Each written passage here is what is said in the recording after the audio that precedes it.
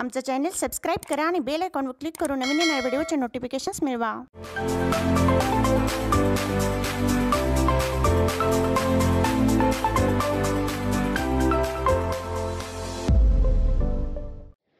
सुप्रभात। आजच्या कार्यक्रमाचे प्रमुख पाहुणे आदरणीय मनेरे काका, ट्रस्टीज, मुख्याध्यापक, शिक्षकवृंद आणि माझे प्रिय मित्रांनो, आज मला अत्यंत आनंद आणि अभिमान वाटतो की मला आपल्या देशातील एक महान, विचारवंत, शिक्षणप्रेमी आणि आपल्या भारतीय संविधानाचे शिल्पकार डॉक्टर बाबासाहेब आंबेडकर यांच्याविषयी भाषण देण्याची संधी मिळाली आहे। डॉक्टर भीमराव रामजी आंबेडकर यांचा जन्म मध्य प्रदेश राज्यातील महू इंदोर या ठिकाणी 14 एप्रिल 1891 रोजी झाला। हे स्थळ सध्या आंबेडकर नगर म्हणून परिचित आहे। डॉक्टर बाबासाहेब आंबेडकर यांचे मूळ नाव भीमराव होते। त्यांच्या वडिलांचे नाव रामजी सकपाळ तर आईचे नाव भीमाबाई सकपाळ होते। ते मूळचे म्हणजे आंबडवे गावचे। त्यांचा जिल्हा मंडणगड तर तालुका रत्नागिरी।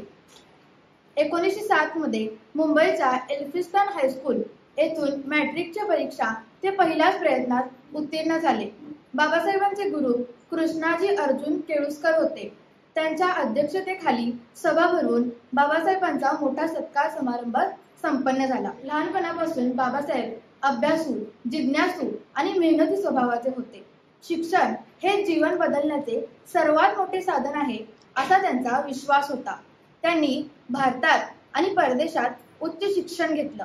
अमेरिकेतील कोलंबिया विद्यापीठ आणि इंग्लंडमधील लंडन स्कूल ऑफ इकॉनॉमिक्स येथून त्यांनी पदवी आणि डॉक्टरेट मिळवली।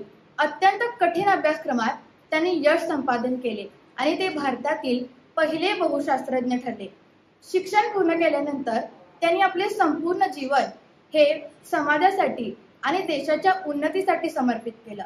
त्यांच्या विचारसरणीचा मूळ आधार होता समता, न्याय आणि बंधुता। बाबासाहेब नेहमी म्हणायचे, जी व्यक्ती शिक्षित होते ती व्यक्ती समाज घडवू शकते।